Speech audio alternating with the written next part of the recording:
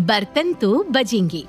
कांदिवली की गलियों में, या कहे 2-4 गलियों को मिलाकर एक बड़ी सी गली में सुप्रिया का बंगला था, जहां सुप्रिया अपने सास, ससुर, पति और बच्चे के साथ रहती थी।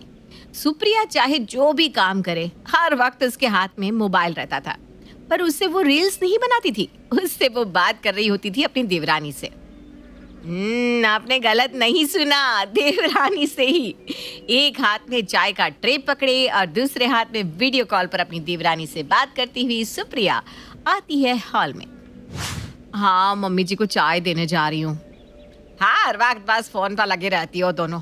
अरे ज्योति, तुझे ऑफिस नहीं जाना क्या? पहला गो मम्मी जी, ऑफिस में ही हूँ, पर काम के बीच में जब तक भाभी से बात ना हो काम में मन ही नहीं लगता। By God. वैसे भाभी, चाय का रंग जरा फीका नहीं लग रहा है, कुछ अलग किया था क्या?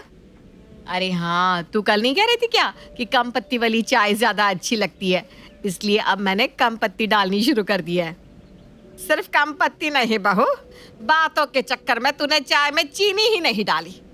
सही में क्या मम्मी जी? ओ, गलती से रह गया होगा, लाइए मैं अभी डाल कर ला देती हूँ। चीनी डालना बहू, बातें करते करते नमक मत डाल दियो। कुछ ऐसा प्यार था सुप्रिया और ज्योति में, जो यूं तो देवरानी जिठानी थी, पर दोनों की सुबह एक दूसरे के बिना होती ही नहीं थी। एक रात सुमित ऑफिस से 2 घंटे पहले ही घर आ जाता है और सभी से कहता है, मम्मी, पापा, सुप्रिया, प्रियांशु, सब जल्दी से रेडी हो जाओ, 1 घंटे में हमें बाहर जाना है। अरे भाई, बाहर कहाँ जाना है? और बाहर जाना तो पहले बताना तो चाहिए।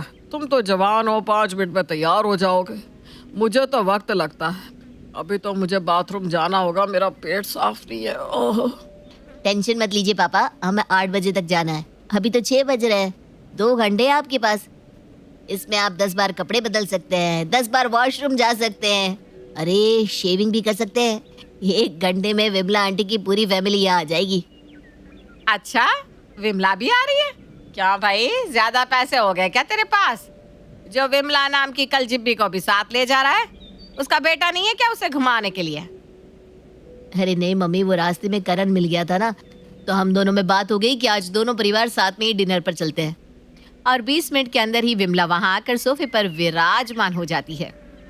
हमें तो करण ने तैयार होने बोला, बस चुटकी बजने की देरी थी कि मैं तैयार होकर खड़ी हो गई। करना ही क्या होता है, बस साड़ी ही तो लपेटनी होती है। पर आप लोग अभी तक तैयार ही कर रहे हो बारात में थोड़ी ना जाना है। तभी सुप्रिया कमरे से बाहर आकर विमला के सामने खड़ी हो जाती है। चुटकी बजी और मैं हाजिर हो गई आंटी जी, मुझे भी ज्यादा समय नहीं लगता तैयार होने में। 1 सेकंड आंटी जी, मेरी देवरानी वीडियो कॉल कर रही है।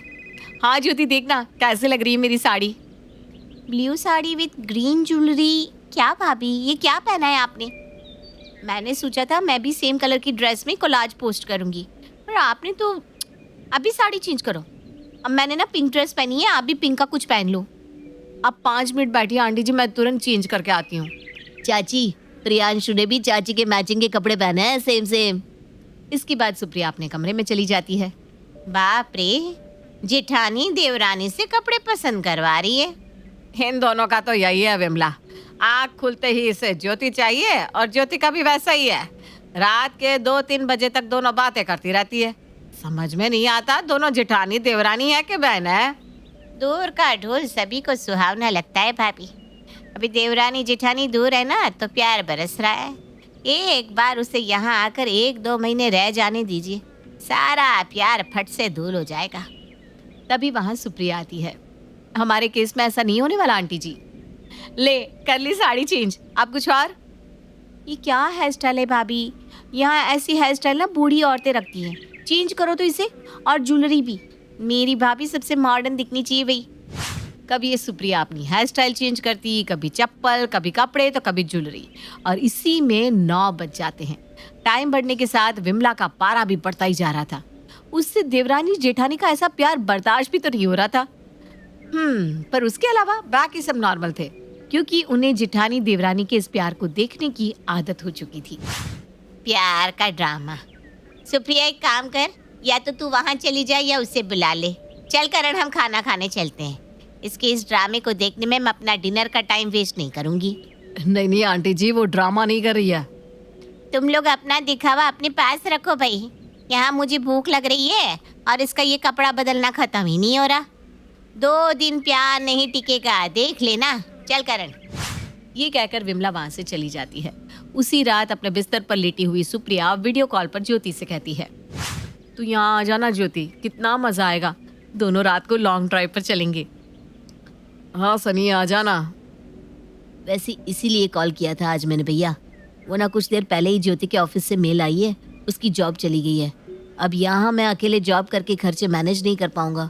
प्रतीक के एग्जाम्स भी ओवर हो गए हैं, तो सोच रहा हूँ कि वहीं प्रियांशु के स्कूल में इसका एडमिशन करवा दूंगा। दोनों भाई साथ साथ में स्कूल जाएंगे। मम्मी जी ठीक कहती हैं, विमला आंटी काले जबान की है। आज ही उन्होंने हमारी ट्यूनिंग पर बोला और आज ही लग रहा है सब खत्म हो जाएगा। सनी के ये कहने की देर थी कि सुप्रिया के चेहरे का रंग उड़ जाता है। अभी तो देवरानी पहुंची भी नहीं थी कि सुप्रिया की हरकतें जरा बदली बदली लगने लगी थी। अब सोचिए जब ज्योति अपने ससुराल पधार जाएगी तो क्या होगा। एक हफ्ते बाद ज्योति, सनी और प्रतीक पहुंच जाते हैं अपने घर के दरवाजे पर। अब ना बजेंगे बर्तन। सुप्रिया बड़ा वीडियो कॉल कर करके सभी चीजों के बारे में पूछती थी। अब देखती हूँ कैसे इसकी उंगली बर्दाश्त करती है। अरे धीरे बोलना विमला, ज्योति सुन लेगी। हर बार की तरह ज्योति और सनी होली या दिवाली पर तो आए नहीं थे कि कहीं भी एडजस्ट कर लेते। अब उन्हें अपना पर्सनल कमरा भी तो चाहिए था। तो सबसे पहले आते ही सनी अपने कमरे में अपने सामान को रख देता है और बाहर आकर कहता है, भाई ये कबोर्ड खाली कर दो ना, हमें अपने कपड़े भी तो रखने होंगे। अरे पर देवर जी, कबर्ड में तो ठंड की रजाइयाँ रखी हुई है, वो सब अब मैं कहाँ रखूँगी।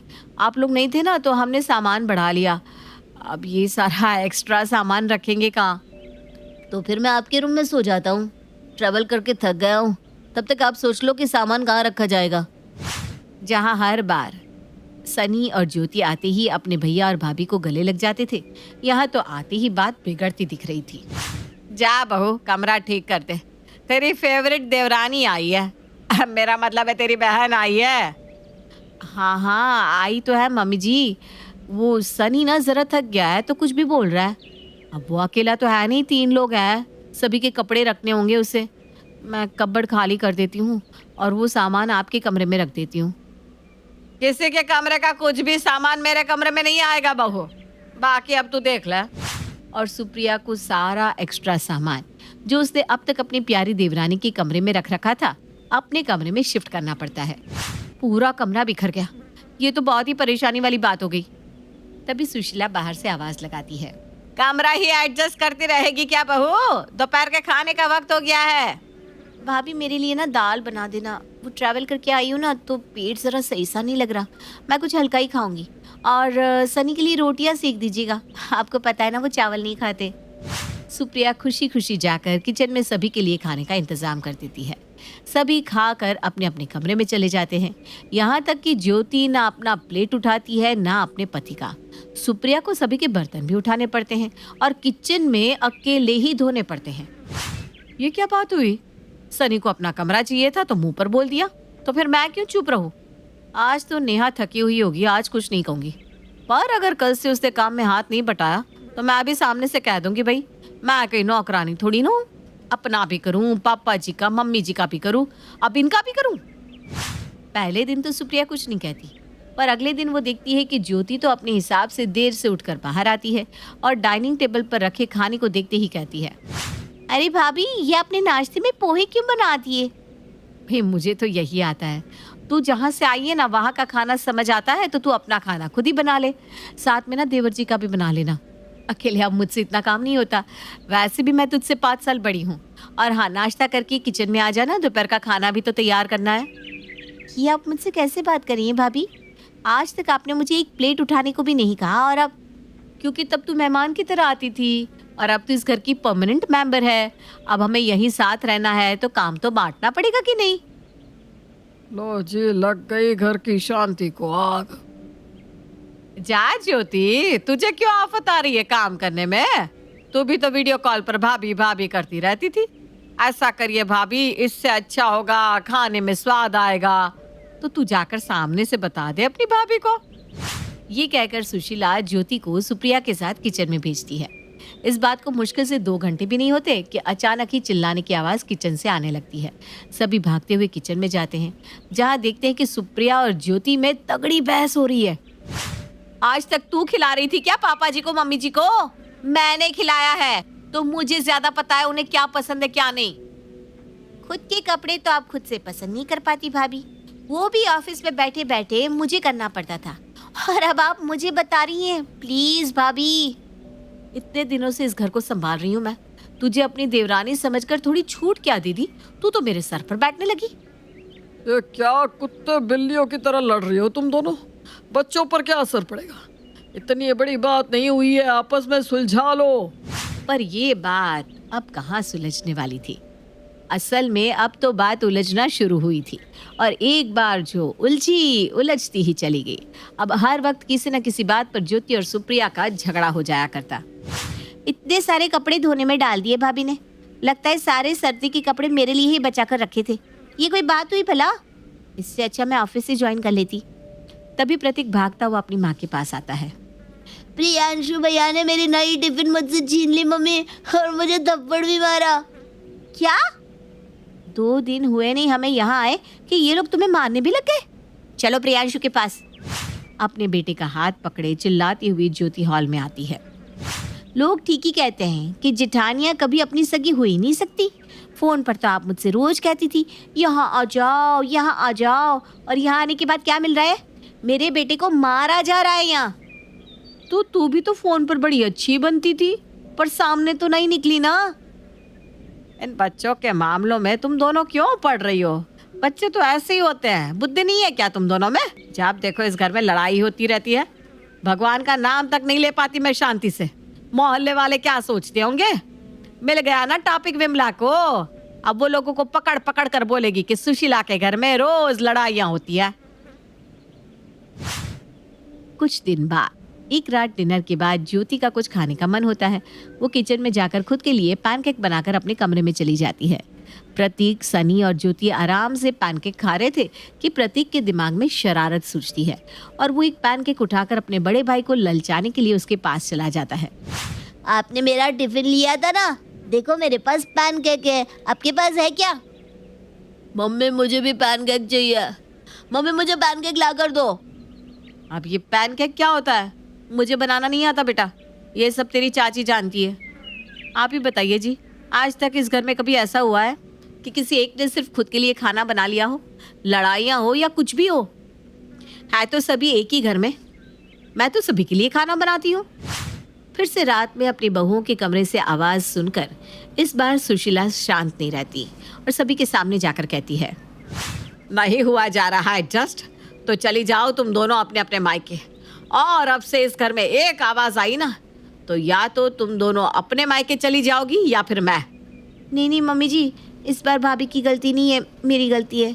प्रतीक तो बच्चा है, मुझे ही प्रियांशु से केक के लिए पूछ लेना चाहिए था। तू क्यों माफ़ी मांग रही है पगली? मुझे भी आज ही एहसास हुआ। मम्मी जी, हम दोनों ना बिना वजह ही लड़ रहे हैं, और इन बच्चों का क्या है देखिए, साथ में बैठकर अब पैनकेक खा रहे हैं। अब से हम नहीं लड़ेंगे मम्मी जी। हाँ मम्मी जी। और अपने कहे मुताबिक सुप्रिया और ज्योति एक हफ्ते तक तो बिल्कुल नहीं लड़ती, पर एक घर में अलग अलग सोच के लोग रहेंगे तो बातें तो बनेंगी ही। और ऐसी कौन सी रसोई होती है जहाँ बर्तन हो और आपस में बजे ना? एक हफ्ते बाद फिर से बर्तन बजने शुरू हो जाते हैं। लड़ाई की इंटेंसिटी तो कम हो गई थी, पर दोनों देवरानी जेठानी में हर छोटी छोटी बात पर बहस हो जाया करती। अपनी बहू के बीच किसी न किसी बात पर बहस होता देख अब सुशीला परेशान हो गई थी, और इसके निवारण के लिए वो एक पंडित जी के पास पहुंचती है। ग्रह कलेश का कारण वास्तु दोष के अलावा और क्या हो सकता है? जरूर आपने अपने घर में कुछ तोड़ फोड़ कराई होगी। बिना सलाह के घर में बदलाव करवाएंगी तो दिशा दोष तो लगना ही था। अरे पर ऐसा बिल्कुल भी नहीं है पंडित जी, हमने तो ऐसा कुछ भी नहीं करवाया। अरे सुशीला जी, आप टेंशन क्यों लेती है? ये छोटी मोटी चीज मेरी नजरों के आगे से छुपेगी क्या? मेरे बस आपके घर में आने की देर है, ये ग्रह कलेश बिल्कुल समाप्त हो जाएगा। चलिए आज ही आपके ग्रह कलेश को समाप्त कर देते हैं। पंडित जी के साथ सुशीला अपने घर पहुंचती है। चलिए हमें अपना घर तो दिखाइए। हाँ हाँ पंडित जी जरूर, पहले आप चाय नाश्ता तो ले लीजिए। बहू, पंडित जी के लिए पानी लेकर आ। सुशीला की आवाज लगाते ही ज्योति और सुप्रिया एक साथ पानी का ग्लास लेकर पंडित जी के सामने पहुंच जाती है। पर ये क्या, एक घर में दो बहुओं को देखकर पंडित जी अपनी पोथी उठाकर दरवाजे की ओर बढ़ना शुरू कर देते हैं। अरे ऐसी क्या बात हो गई पंडित जी, आप तो मेरे घर का कलेश दूर करने आए थे और अचानक ही वापस जा रहे हैं। आपके घर में दो बहुएं हैं और आप कलेश से छुटकारा पाना चाह रही है। सुशीला जी, ये तो संभव नहीं है, इसमें तो मेरा कोई भी ज्ञान काम नहीं आएगा। आपने अगर मुझे पहले ही बता दिया होता कि आपकी दो दो बहुएं हैं तो मैं तो आपके साथ आता ही नहीं। इस कलेश से छुटकारा तो प्रभु भी ना पा सके तो हम और आप क्या हैं। गृहस्थ जीवन की परेशानियां तो गृहस्थ जीवन का सार है। नदी में पानी रहे और वो स्थिर रहे, ऐसा हो सकता है क्या भला? वही तो मम्मी जी, आप भी ना बेकार में टेंशन लेती है। सब अच्छा है पंडित जी। मुझे तो अब ना लड़ाई करने की आदत सी हो गई है। जब तक एक बार कलेश ना करूं मेरा दिल ही नहीं लगता। मम्मी जी, आप ना हमारी बातों को बहुत ज़्यादा सीरियसली ले रही हैं। हमारे बीच मतभेद होता है, मनभेद नहीं। पंडित जी की बातें सुनने के बाद अब सुशीला भी घर के मैटर में ज़्यादा दिमाग लगाना छोड़ देती है। अरे भाई, जब बर्तन है तो बजेंगे ही।